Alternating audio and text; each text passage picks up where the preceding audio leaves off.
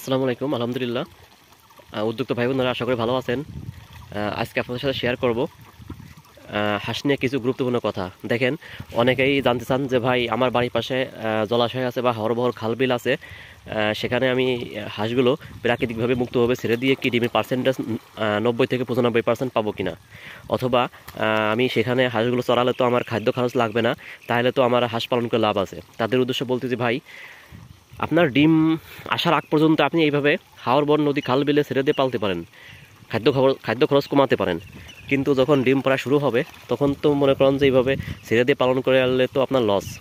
কারণ আপনি একটা কথা চিন্তা করেন, যেখানে আমি দেখেন হাঁসগুলো নিয়ে আসছি, শুধুমাত্র ভিডিওটা করার জন্য হাঁসগুলো নিয়ে আসছি। এটা হলো আমার নদী, দেখতে পারতেছেন এইটা নদী।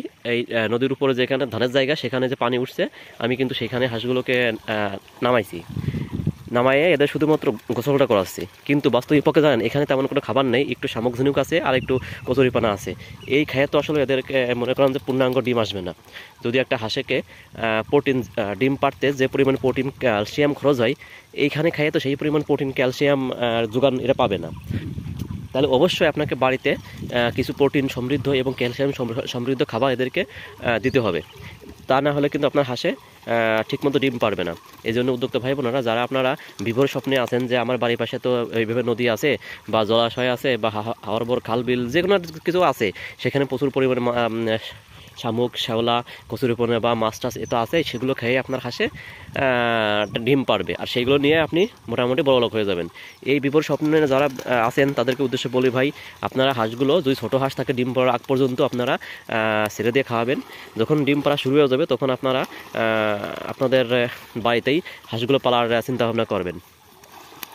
বাড়িতে যদি পুকুর থাকে, অথবা যদি আপনার পুকুর না থাকে, তাহলে আমি যেভাবে পালি, একটু আবদ্ধ অবস্থায় ভিতরে ছোটোখাটো একটা জলাশয়ের মতো করে, অর্থাৎ একটা চৌবাচ্চা বা একটা হাউস করে, সেখানে আপনার হাঁসগুলোকে একটু গোসলে পরিবেশ করে দেবেন এবং সেখানে আপনার হাঁসগুলোকে গোসল করাবেন। কিন্তু সবসময় খাবার বাড়িতে দিয়ে রাখবেন। যদি আপনি বাড়িতে ঠিকমতো পুষ্টিকর এবং আপনার ক্যালসিয়াম বা আপনার বা প্রোটিন সমৃদ্ধ খাবার যদি না দিতে পারেন, তাহলে কিন্তু আপনার হাঁসের আপনার আশানুরূপ আপনার ডিম আসবে না। এই জন্য ভাই, আপনারা যারা হাঁস পালন করবেন, অবশ্যই একটা দীর্ঘ পরিকল্পনা এবং একটা সঠিক নিয়মে আপনারা হাঁসগুলো পালন করবেন। দেখেন, বর্তমান সময়ে কিন্তু বেশিরভাগই আপনার হাঁস খামারে লসে আছে। ইভেন আমিও কিন্তু এর আগে হাঁস পালন করে কিন্তু লসে ছিলাম। এই একটাই কারণ, খাদ্য ব্যবস্থাপনা সঠিক না করার কারণে। কারণ আমার বাড়ির পাশে দেখতে পাচ্ছেন যে নদী আছে, আমি কিন্তু এই নদীতে এর আগে কিন্তু ছেড়ে দিয়ে হাঁস পালন করতাম, যার কারণে আমার ডিমের পার্সেন্টেজ কিন্তু তেমন একটা ছিল না।